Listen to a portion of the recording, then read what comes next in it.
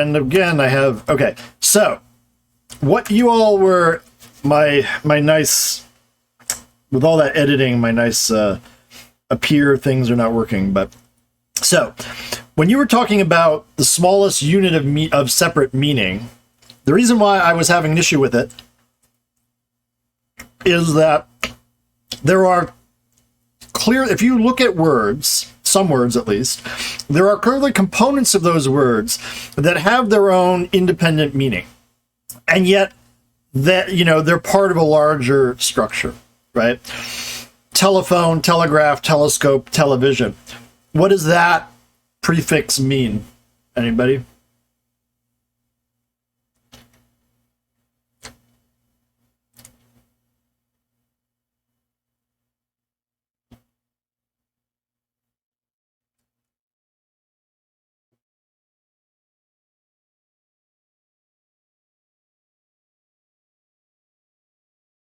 Exactly, Bins. Distant, far. So basically a telephone, the phone root means sound. So a telephone is like brings far sound to you. Graph means writing. So telegraph, far writing. Telescope, scope is vision. So far seeing, or it's, you know, scoped, you know, sight, vision, television, the scope and vision, you know, Greek and Latin roots. Vision's a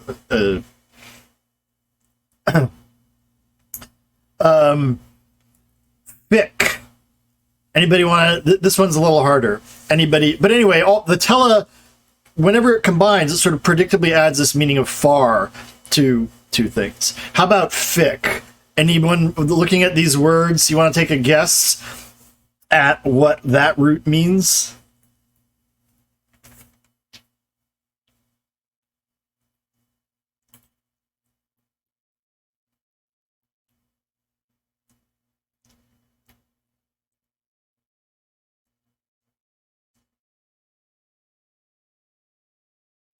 So think about the definitions of the words. Yeah. We're kind of into etymology here, and I'll talk about the boundaries between etymology and productive morphology. But pacification, what are you doing if you are pacifying something?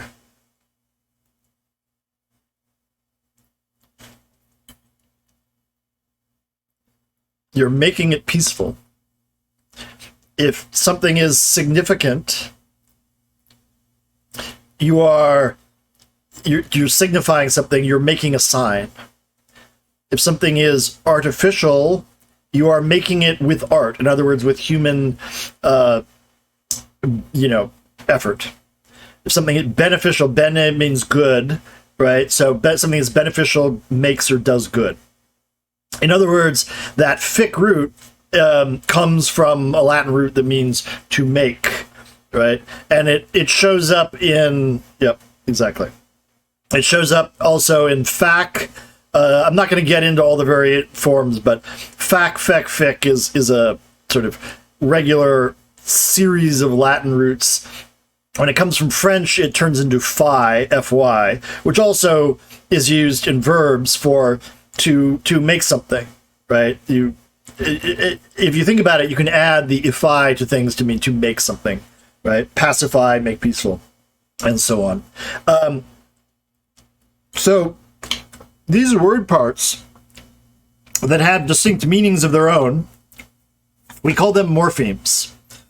And a morpheme is the smallest unit in meaning in a language, right? This can be smaller than a word because it doesn't have to be free standing. It also doesn't even have to be pronounceable on its own. Consider the S that marks the third person plural, right? That is a bearer of meaning, like more than one. Car versus cars, right? Notice that S at the end, or pronounced Z for car, you can't pronounce that separately and have it mean more than one. It always gloms on to the end of the previous syllable, right? When we're talking about morphemes, we're talking not just about the appearance, the letters or the sounds. We're not talking just about the meaning. We're talking about the combination of the two together. So the plural noun marker S is not the same morpheme as the S at the end of a third person present tense verb, like walks. He walks. Notice that marks singular present tense, right? It's not a plural marker, right? So those are two different morphemes. Does that make sense? I want to make sure before I go on, I want to make sure that these distinctions are relatively clear. And if anybody is confused, please pipe up and ask.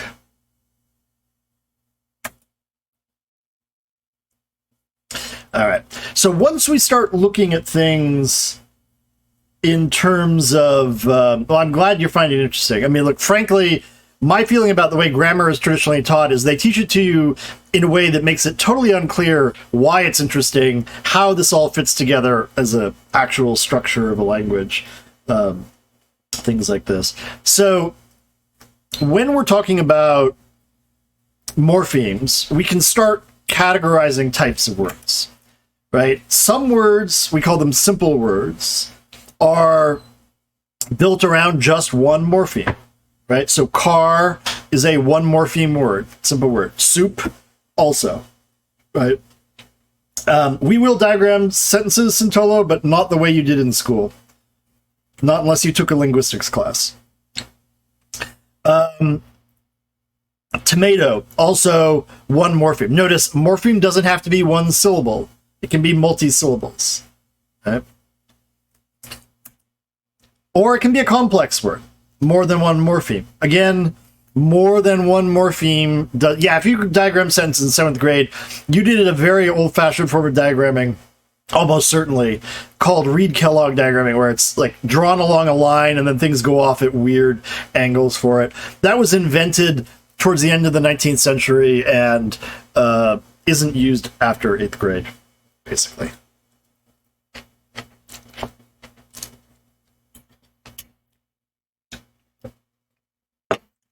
So, you said anti-disestablishmentarianism at age 2. Good for you, Vince. So, okay, so complex just means more than one morpheme. Cars is a complex word because it has more than one. Bree! Hello, hello! What have you been playing, Bree? You've been doing Last of Us Part 2. Hello, lovely Raiders. Lovely Brenda. And if somebody, Tuffy or somebody, can shout out Bree, although I'm sure most everybody here knows her already. How was your stream, Bree?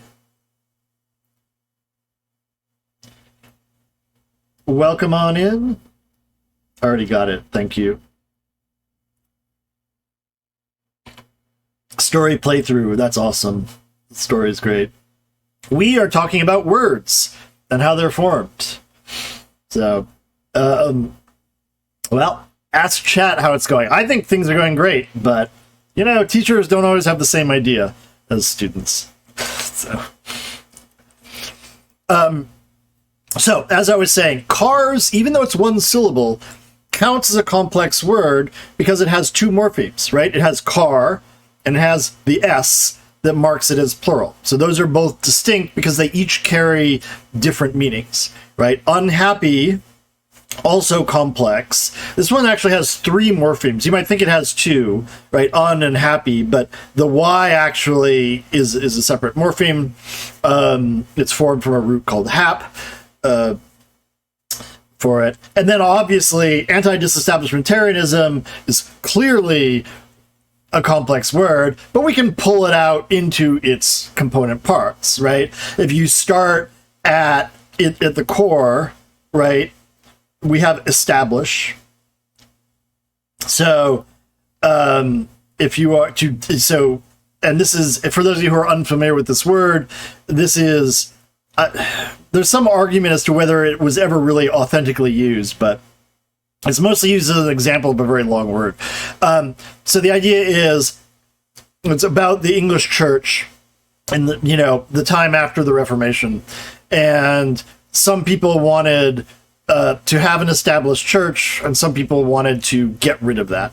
So the people who wanted to get rid of the church. So those who were in favor of, disestablishment of the church are disestablishmentarians, right? The Arian is people who want to do this thing, right? And then those who are against disestablishing the church are anti-disestablishmentarians, and the general philosophy of being against the disestablishment of the church is anti-disestablishmentarianism, right? So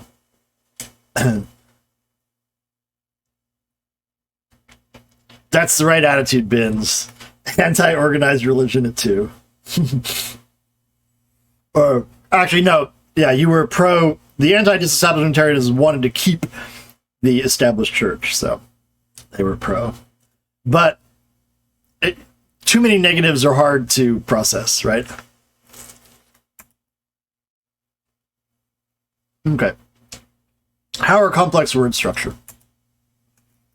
At the core of every word is a root. I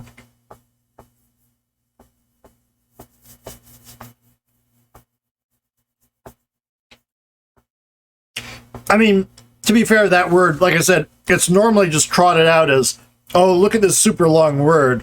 Nobody ever puts it into context for you. So at the core of every word is a root. And we're going to say, even when the root can't stand on its own, and it has a part of speech, and the basic ones that are used in word formation, we're going to talk about parts of speech next week in detail, but basics: noun, verb, adjective, preposition, right? Those are the ones that you really see in word formation. So noun, I'm going to give you super simple definitions right now.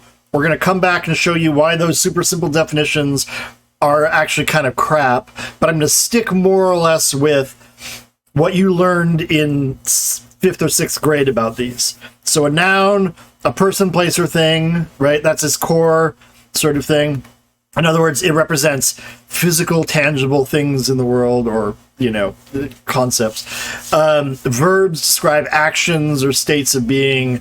Adjectives describe qualities of nouns. Prepositions give you directions. There's a little 6th grade mnemonic that, elementary school teachers often use. It's just saying that a preposition is everything that an airplane can do with a cloud. Right, you can go around it, over it, under it, through it, all of those kinds of things. You got it, Emmy. Now, attached to the roots are things that we call affixes. Right? These don't have their own separate parts of speech, although they can make the resulting, that one of their affixes sometimes have vaguer meanings than roots, but they do have meanings.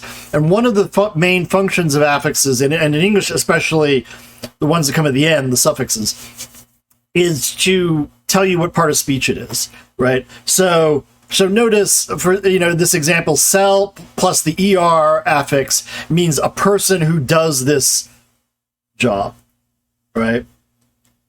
A squirrel can do to a tree. Yeah. I mean, I'm not sure everybody has their own variations. The airplane is the one that I heard. So, that tree is okay. Squirrels can be brutal on trees, I suppose. So anyway, we combine the verb sell with ER, and we get one who sells. Right, so the ER there is an example of an affix. Now, the affixes don't have to be added on just to the core root. They can be added on to forms that themselves have an affix already attached. So when we want to talk about the thing to which you attach an affix, we're going to call that a base. So the base can itself be complex. It doesn't have to be simple. So we start with transform. Notice trans, that's prefix, meaning across, tacked onto form, right? And then onto that, we add the noun forming suffix ation, right? So transformation. So we got 3 morphemes in there, and they're sort of layered onto each other, one after the other, right? So the base might be a simple root, or it might be a more complex form. It can be either one. Okay. POS, yeah, not point of sale, part of speech. I'm using that for convenience. Linguists actually don't like the term part of speech very much for reasons that I'll explain next time, and tend to use the term lexical category, but that just is longer to write out. So polyon speech or piece of shit, take your choice.